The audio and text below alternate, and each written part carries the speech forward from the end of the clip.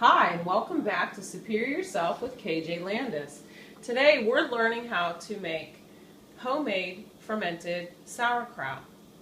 I say homemade fermented sauerkraut because a lot of sauerkraut these days at the grocery store has vinegar, sugar, and salt added, and it's heated, so therefore it has no probiotics.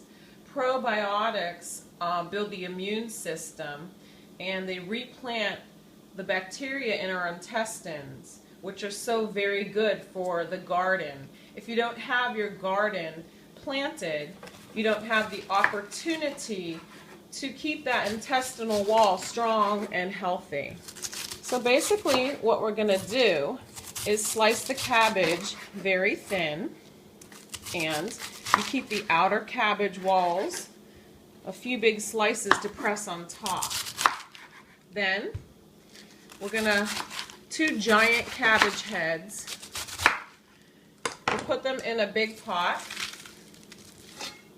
When we're done with the 2 giant cabbage heads completely, I add Himalayan pink crystal salt or unrefined sea salt, 2 level tablespoons.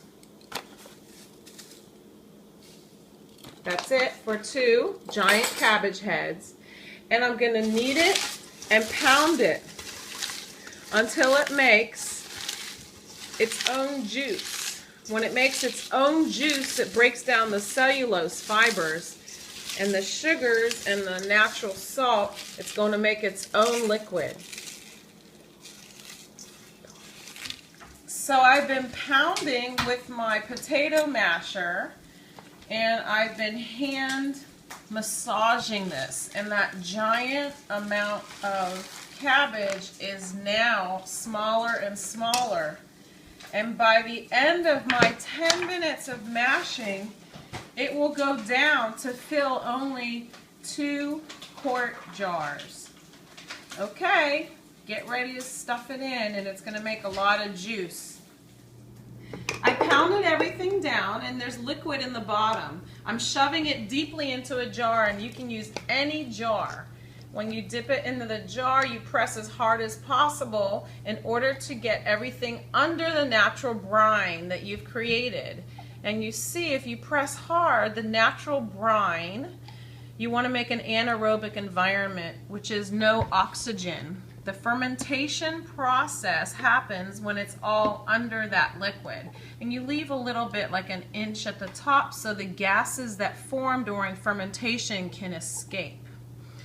So if there's any extra that you need, if you need any extra liquid to submerge all the veggies underneath the liquid, you just add a tiny bit of water or a little bit of salt water at the top. And you can get that from the bottom here. But what I'm going to do is just add a little bit of salt water from another fermented that I had, or just from the sink, or from salt water that I already have.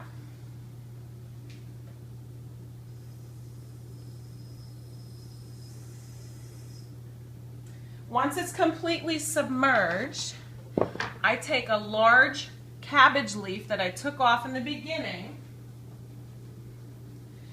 and I use that to seal the veggies underneath. I just fold the edges underneath, and I press down firmly, and the bubbles come up, which prove that it's under there. Now I'm going to take a small Ziploc bag, and I press it to further seal, and I fold it over. And then I put water or a stone. So you see there's tons and tons of liquid, so that's sealed. Everything's under the water, no oxygen. And that adds weight. And then I just seal it. I don't seal it completely tight, because you don't want your gas not to escape. So you put that on, but not super tight. And I'm going to put it either with a towel around it or in a bowl. And I put it in indirect light, bright indirect light, and every 2 or... And this is what it looks like when it's all done.